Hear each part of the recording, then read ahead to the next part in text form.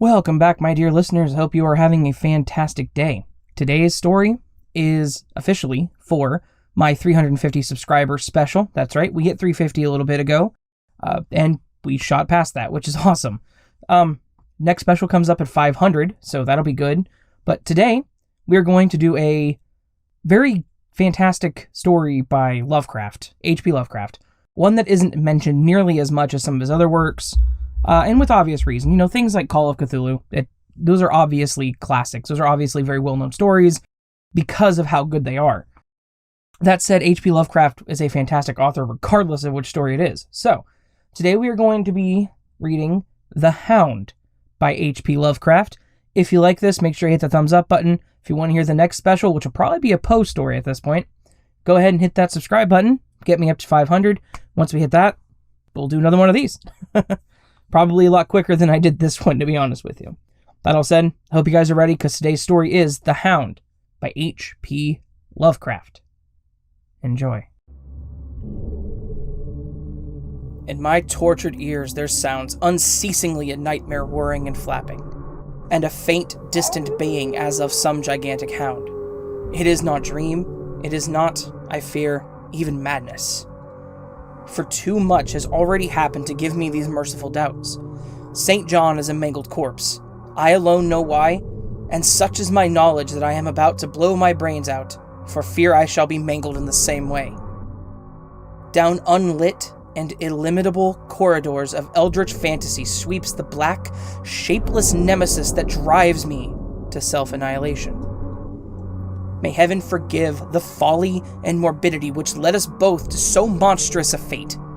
Wearied with the commonplace of a prosaic world, where even the joys of romance and adventure soon grow stale, St. John and I followed enthusiastically every aesthetic and intellectual movement which promised respite from our devastating ennui. The enigmas of the symbolists and the ecstasies of the pre-Raphaelites all were ours in their time. But each new mood was drained too soon of its diverting novelty and appeal.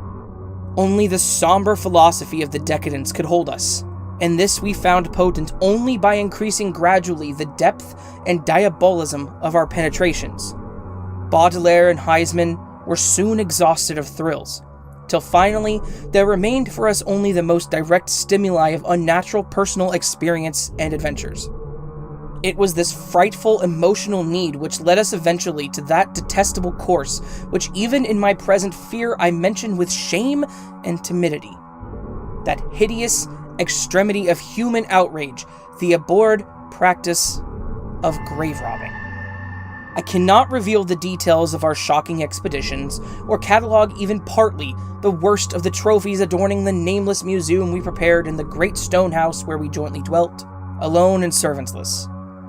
Our museum was a blasphemous, unthinkable place, where with the satanic taste of neurotic virtuosi, we had assembled a universe of terror and decay to excite our jaded sensibilities. It was a secret room, far, far underground, where huge winged daemons carven of basalt and onyx vomited from wide grinning mouths weird green and orange light, and hidden pneumatic pipes ruffled into kaleidoscopic dances of death the lines of red carnal things hand in hand woven in voluminous black hangings. Through these pipes came at will the odors our mood most craved. Sometimes the scent of pale funeral lilies, sometimes the narcotic incense of imagined Eastern shrines of the kingly dead, and sometimes, how I shudder to recall it, the frightful, soul-upheaving stenches of the uncovered grave. Around the walls of this repellent chamber were cases of antique mummies, alternating with comely, lifelike bodies, perfectly stuffed and cured by the taxidermist's art, and with headstones snatched from the oldest churchyard of the world. Niches here and there contained skulls of all shapes, and heads preserved in various stages of dissolution. There, one might find the rotting bald pates of famous noblemen, and the fresh and radiantly golden heads of new buried children. Statues and paintings there were, all of fiendish subjects and some executed by St. John and myself. A locked portfolio bound in tanned human skin held certain unknown and unnameable drawings which it was rumored Goya had perpetrated, but dared not acknowledge. There were nauseous musical instruments, stringed, brass, and woodwind, on which St. John and I sometimes produced dissonance of exquisite morbidity and cacodemonical ghastliness. Whilst in a multitude of inlaid ebony cabinets reposed the most incredible and unimaginable variety of tomb loot ever assembled by human madness and perversity. It is of this loot in particular that I must not speak. Thank God I had the courage to destroy it long before I thought of destroying myself. The predatory excursions on which we collected our unmentionable treasures were always artistically memorable events. We were no vulgar ghouls, but worked only under certain conditions of mood, landscape, environment, weather, season, and moonlight.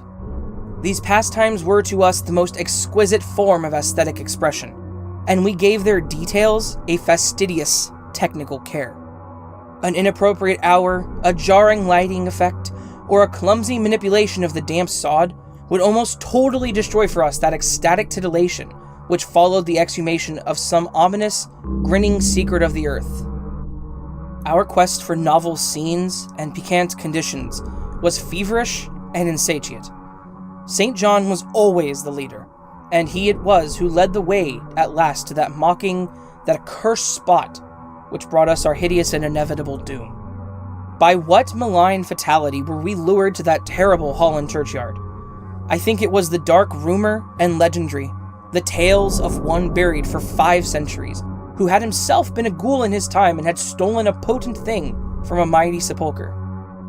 I can recall the scenes in these final moments, the pale, autumnal moon over the graves, casting long, horrible shadows, the grotesque trees drooping sullenly to meet the neglected grass, and the crumpling slabs, the vast legions of strangely colossal bats that flew against the moon, the antique ivied church pointing a huge spectral finger at the livid sky, the phosphorescent insects that danced like death fires under the yews in a distant corner, the odors of mold, vegetation, and less explicable things that mingled feebly with the night wind from over far swamp and seas, and worst of all, the faint, deep-toned baying of some gigantic hound, which we could neither see nor definitely place. As we heard this suggestion of baying, we shuddered, remembering the tales of the peasantry, for he whom we sought had centuries before been found in this self-same spot, torn and mangled by the claws and teeth of some unspeakable beast. I remembered how we delved in the ghoul's grave with our spades, and how we thrilled at the picture of ourselves, the grave, the pale watching moon, the horrible shadows, the grotesque trees, the titanic bats, the antique church, the dancing death fires, the sickening odors, the gently moaning night wind, and the strange, half-heard, directionless baying of whose objective existence we could scarcely be sure. Then we struck a substance harder than the damp mold, and beheld a rotting oblong box crusted with mineral deposits from the long undisturbed ground. It was incredibly tough and thick, but so old that we finally pried it open and feasted our eyes on what it held. Much, amazingly much, was left of the object despite the lapse of 500 years. The skeleton, though crushed in places by the jaws of the things that had killed it, held together with surprising firmness, and we gloated over the clean white skull and its long firm teeth and its eyeless sockets that had once glowed with a carnal fever like our own. In the coffin lay an amulet of curious and exotic design, which had apparently been worn around the sleeper's neck.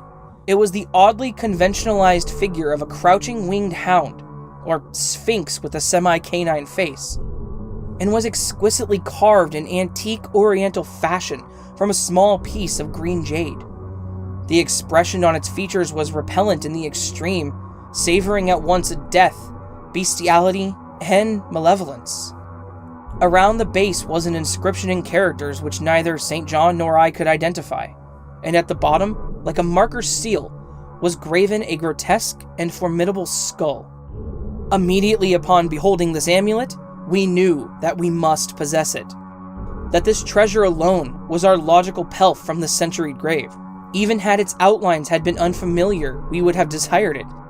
But as we looked more closely, we saw that it was not wholly unfamiliar, Alien it indeed was to all art and literature, which sane and balanced readers know, but we recognize it as the thing hinted of in the forbidden Necronomicon of the mad Arab Abdul al-Hazred, the ghastly sole symbol of the corpse-eating cult of inaccessible Lang in Central Asia. All too well did we trace the sinister lineaments described by the old Arab demonologist, lineaments he wrote drawn from some obscure supernatural manifestation of the souls of those who vexed and gnawed the dead. Seizing the green jade object, we gave a last glance at the bleached and cavern-eyed face of its owner and closed up the grave as we found it. As we hastened from that abhorrent spot, the stolen amulet in St. John's pocket, we thought we saw the bats descend in a body to the earth we had so lately rifled, as if seeking for some cursed and unholy nourishment. But the autumn moon shone weak and pale, and we could not be sure. So, too, as we sailed the next day away from Holland to our home, we thought we heard the faint distant baying of some gigantic hound in the background, but the autumn wind moaned sad and wan, and we could not be sure. Less than a week after our return to England, strange things began to happen.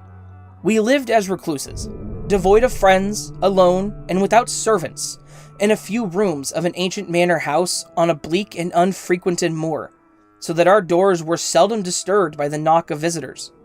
Now, however, we were troubled by what seemed to be frequent fumblings in the night, not only around the doors, but around the windows also, upper as well as lower. Once we fancied that a large, opaque body darkened the library window when the moon was shining against it, and another time we thought we heard whirring or flapping sound not far off. On each occasion, investigation revealed nothing, and we began to ascribe the occurrences to imagination alone. That same curiously disturbed imagination which still prolonged in our ears the faint, far baying we thought we had heard in the Holland churchyard. The jade amulet now reposed in a niche in our museum, and sometimes we burned strangely scented candles before it. We read much in Al-Hazred's Necronomicon about its properties and about the relation of ghoul souls to the object it symbolized, and were disturbed by what we read.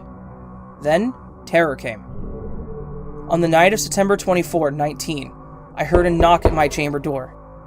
Fancying it St. John's, I bade the knocker enter, but was answered only by a shrill laugh. There was no one in the corridor. When I aroused St. John from his sleep, he professed entire ignorance of the event and became as worried as I. It was that night that the faint, distant baying over the moor became to us a certain and dreaded reality. 4 days later, whilst we were both in the hidden museum, there came a low, cautious scratching at the single door which led to the secret library staircase. Our alarm was now divided, for besides our fear of the unknown, we had always entertained a dread that our grisly collection might be discovered.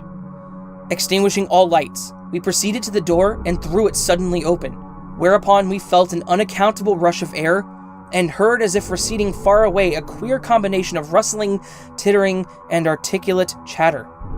Whether we were mad, dreaming, or in our senses, we did not try to determine.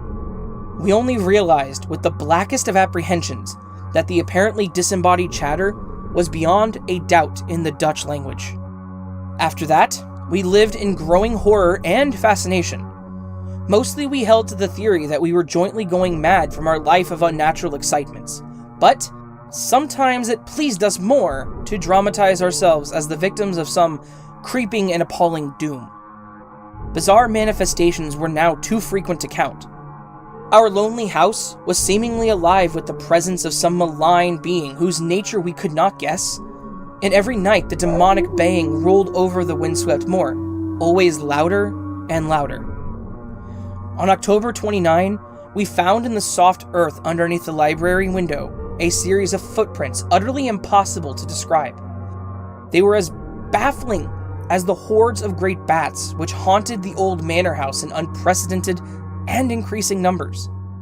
The horror reached a culmination on November 18, when St. John, walking home after dark from the distant railway station, was seized by some frightful carnivorous thing and torn to ribbons.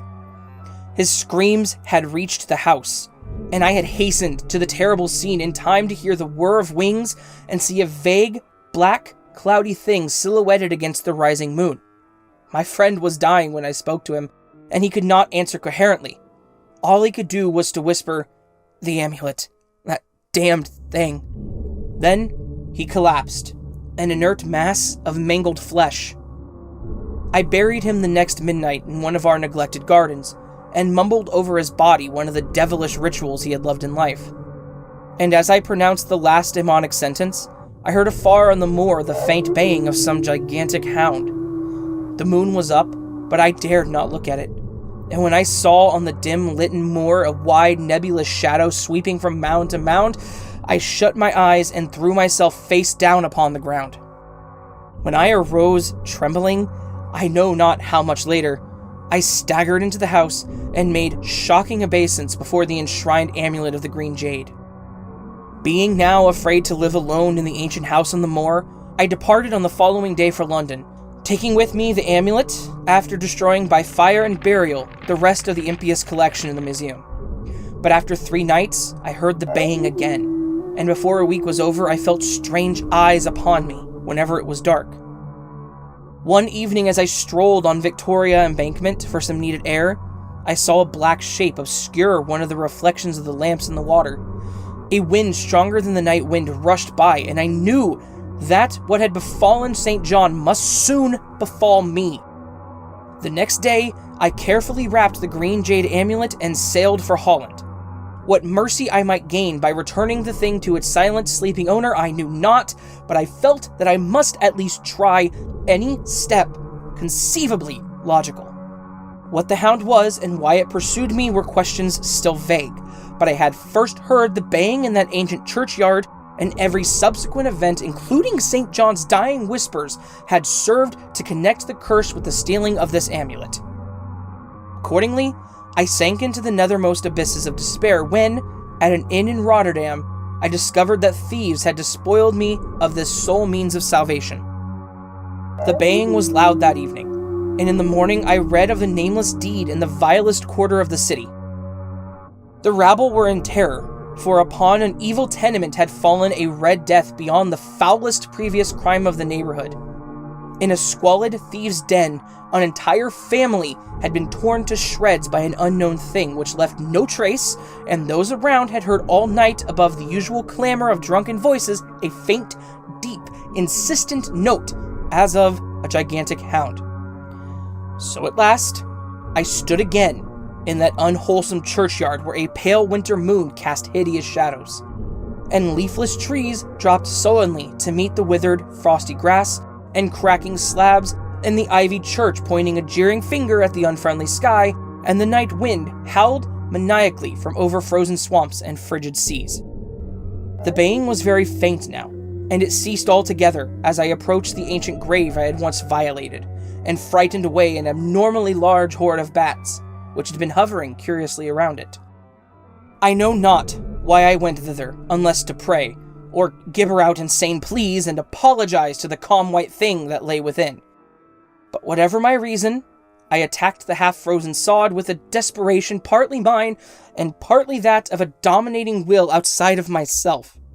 Excavation was much easier than I expected, though at one point I encountered a queer interruption, when a lean vulture darted down out of the cold sky and pecked frantically at the grave earth until I killed him with the blow of my spade. Finally, I reached the rotting oblong box and removed the damp nitrous cover. This is the last rational act I ever performed. For crouched within that centuried coffin, embraced by a close-packed nightmare retinue of huge, sinewy, sleeping bats, was the bony thing my friend and I had robbed.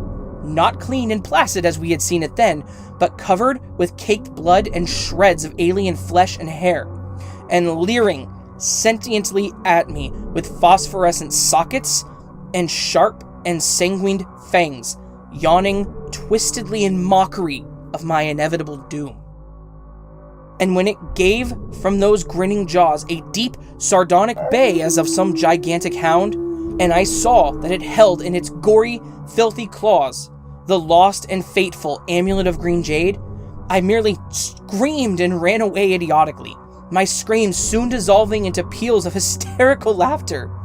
Madness rides the star wind. claws and teeth sharpened on centuries of corpses, dripping death astride a bacchanal of bats from night-black ruins of buried temples of Belial. Now as the baying of that dead, fleshless monstrosity grows louder and louder, and the stealthy whirring and flapping of those accursed web wings circle closer and closer, I shall seek with my revolver the oblivion which is my only refuge from the unnamed and unnameable.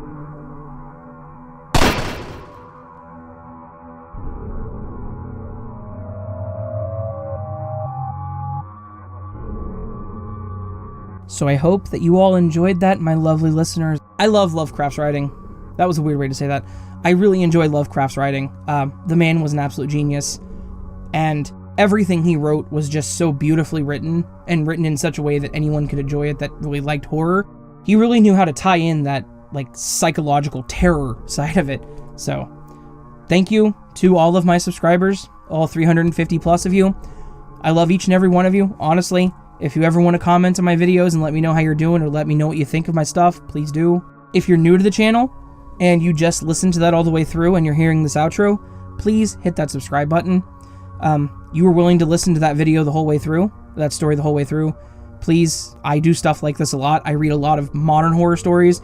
I might throw in some more public domain horror stories, because stuff like Lovecraft really hits the spot. And also, just one more time, I want to say thank you to everyone who subscribed. From number 1 to number 350, I don't know who you are. If you were 350, let me know. If you're 360, let me know. If you're 370, let me know. You could tell me.